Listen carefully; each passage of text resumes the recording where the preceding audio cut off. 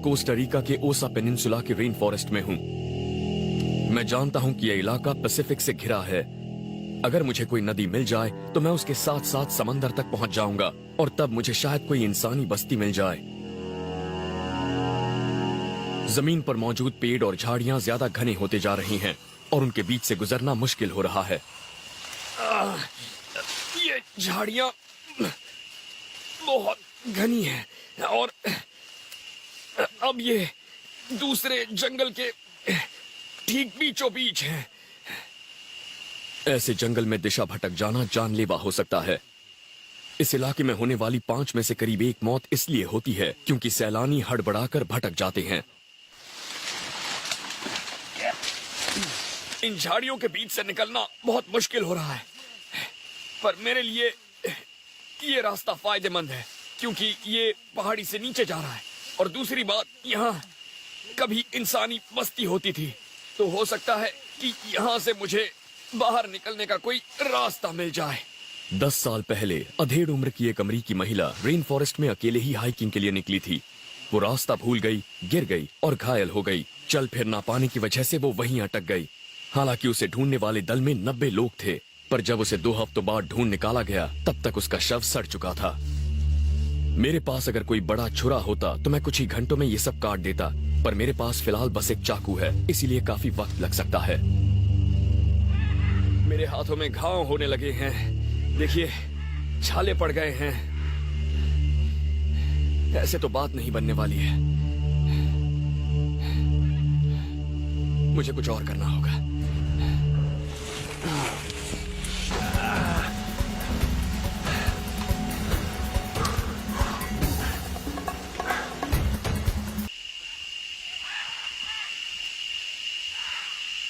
मैं खाने की कोई चीज ढूंढने के लिए नदी से दूर आ गया हूँ।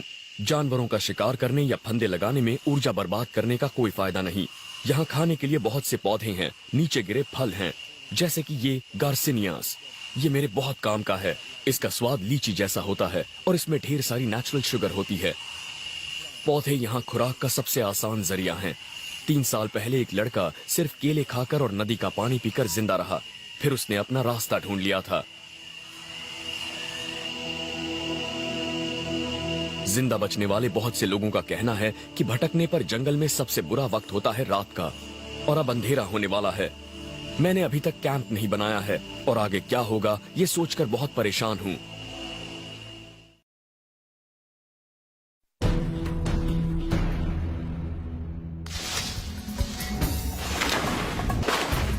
मैं कोस्टा रिका के रेन फॉरेस्ट में हूँ और मुझे बाहर निकलने का रास्ता ढूंढना है। डिसेंट्री डायरिया का एक बिगड़ा हुआ रूप है। शायद मैं इसका शिकार नहीं हुआ हूँ। शायद मेरे पेट में कोई वायरस चला गया है। हो सकता है मैंने गलती से किसी बैक्टीरिया या जानवर के मल को छू लिया हो। मुझे यकीन है कि मैंने कल जो पानी पिया था वो साफ था, लेकिन इसने मुझे याद दिलाया कि मुझे और ज्यादा सावधान होना चाहिए।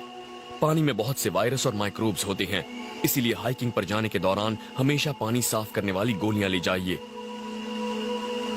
पर कभी कभी किस्मत आपका साथ नहीं देती।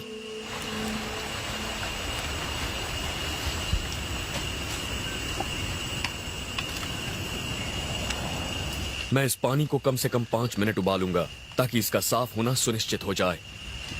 डायरिया के दौरान शरीर से पानी और सॉल्ट निकल जाते हैं और अब मेरे सामने हीट स्ट्रोक का भी खतरा है। अगर ये चीजें साथ में हुई तो जानलेवा हो सकती हैं। हीट स्ट्रोक के लिए जरूरी नहीं कि आपको भटके हुए कई दिन हो गए हों। हर साल हाइकर कम पानी पीने की वजह से भी मारे जाते हैं।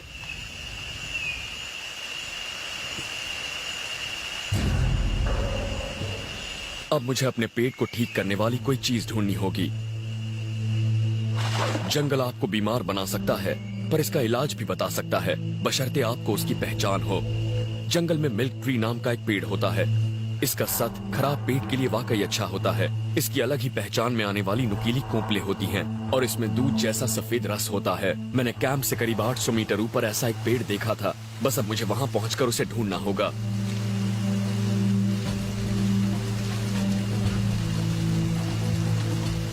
इस तरह से चढ़कर ही मैं जल्द से जल्द ऊपर पहुंच पाऊंगा। शरीर में ताकत नहीं है, पर मैं जंगल में भटकते हुए आधा घंटा बर्बाद नहीं करना चाहता।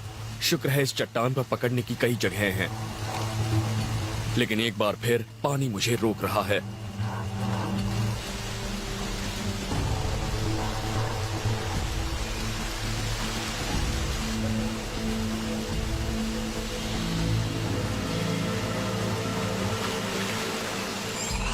अब मुझे वो पेड़ ढूंढना है।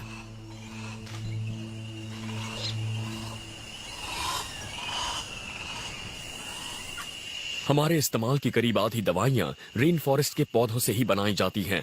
पेन किलर आइब्यूप्रोफेन को मंकी लैडर ट्री कहलाने वाली इस बेल से निकाला गया था। बस जाहिर है कि आपको यह पता होना चाहिए आप क्या ढूंढ रहे हैं, और मैं इसे ढूंढ रहा हूं।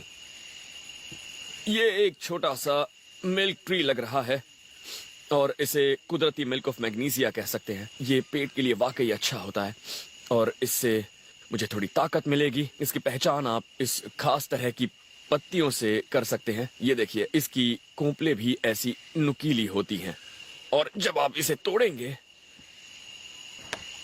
तो इसमें से ये दूध जैसा रस निकलेगा। इस छोटे पेड़ के पास ही एक बड़ा मिल्क ट्री भी है जिसकी छाल अलग ही है। ये दिखने में आमी कैमोफ्लेज जैसी लगती है। आमतौर पर आपको ऐसे दुधिया रस वाले पौधों को खाने से बचना चाहिए। ये इसके जहरीले होने की निशानी है, पर मैं जानता हूं कि ये पेड़ जहरीला नहीं है। ये एक तरह का लेटेक्स है और यह आपके पेट को ठीक करता है। कमाल है, इसका स्वाद बहुत ही क्रीमी है। मेरी हालत जल्दी से ठीक होनी चाहिए, वरना आगे जो चुनौतियां आएंगी उनका सामना करना मेरे लिए मुश्किल साबित होगा।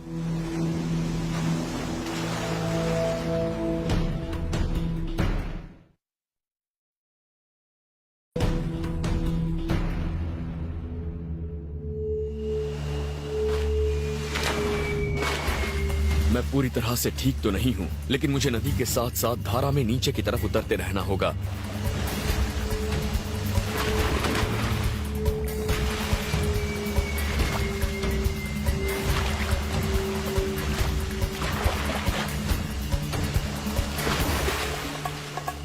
मैं नहीं जानता मैंने कितनी दूरी तय की है, पर लगता है कि मैं आगे बढ़ रहा हूं।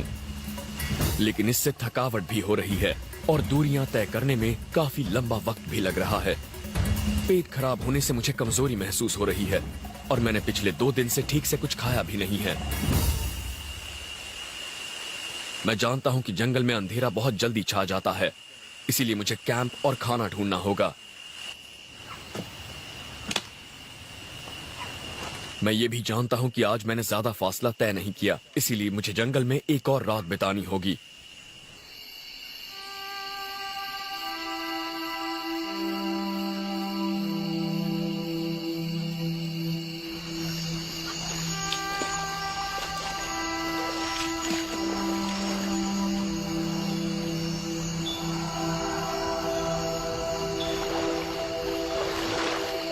मैंने आग जला ली है और कैंप भी बना लिया है। अब मैं यहाँ पर कुछ मछलियाँ पकड़ने की कोशिश करने वाला हूँ और इस काम के लिए ये अच्छा वक्त है क्योंकि मैं जिन मछलियों को ढूंढ रहा हूँ वो रात के वक्त काफी सुस्त होती हैं।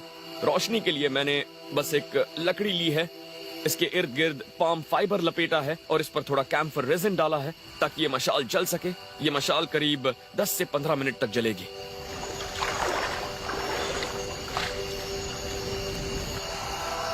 मैंने इस मशाल को पानी के काफी करीब पकड़ा है और श्रिम्प या क्रेफिश ढूंढ रहा हूँ। मैंने अपने चाकू को एक लकड़ी पर बेलों से बांध रखा है ताकि अगर कुछ नजर आए तो मैं उस पर वार करूं और फिर उसे पकड़ सकूं।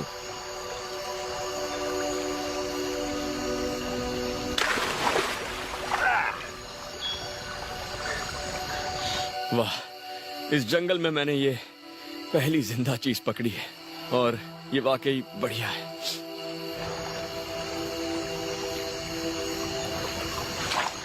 वैसे इन क्रेफिश को बिना चाकू के पकड़ना काफी आसान होता है, बस काश मुझे कोई मछली मिल जाए तो दावत पूरी हो जाएगी।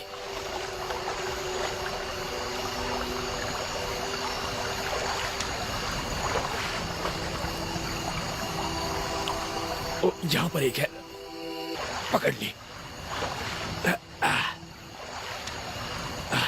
अरे वाह, लगता है बात बन गई।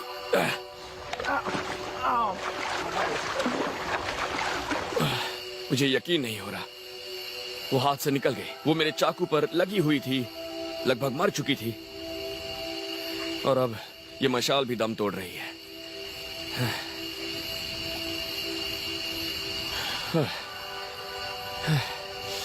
अब मेरे पास 4 क्रेफिश हैं और मेरे खाने का इंतजाम तो हो गया, पर आज दावत नहीं होगी।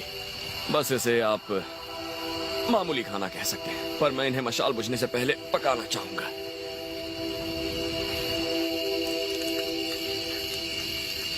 किसी भी तरीके से अपने जोश को बरकरार रखने की कोशिश कीजिए।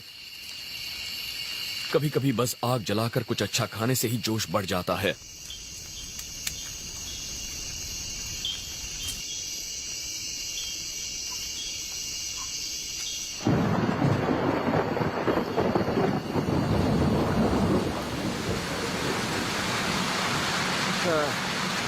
जैसा कि आप देख सकते हैं, पिछले करीब 4 घंटों से बारिश हो रही है और बिजली चमक रही है, बादल गरज रहे हैं। उसके अलावा सब कुछ पूरी तरह से भीग चुका है। ये माहौल आपकी हिम्मत और आपके जोश को हरा सकता है। कैंप ने शुरुआत के कुछ घंटों में मेरा साथ दिया, लेकिन उसके बाद पानी हर कहीं से बरसने लगा।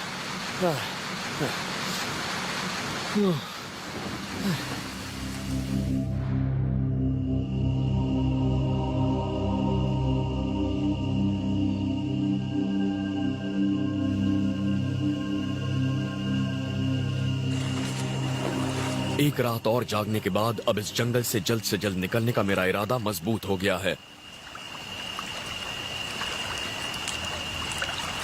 पिछले करीब 1.5 किलोमीटर के दौरान इलाके में काफी बदलाव आया है। जमीन समतल हो गई है और नदी चौड़ी। अब मैं इसके साथ साथ चल रहा हूं और किनारे पर पानी भरा हुआ है। अब मैं एक बहुत ही अच्छी नदी के किनारे पर हूं और शायद यही मुझे इस जंगल से बाहर निकालेगी। अगर मैं धारा के नीचे की तरफ बढ़ने का रास्ता ढूंढ निकालूं तो शायद मैं किसी गांव या बस्ती या समंदर तक पहुंचूंगा। और मुझे काफी उम्मीद है कि आज रात मैं किसी गर्म और आरामदेह बिस्तर में सोऊंगा।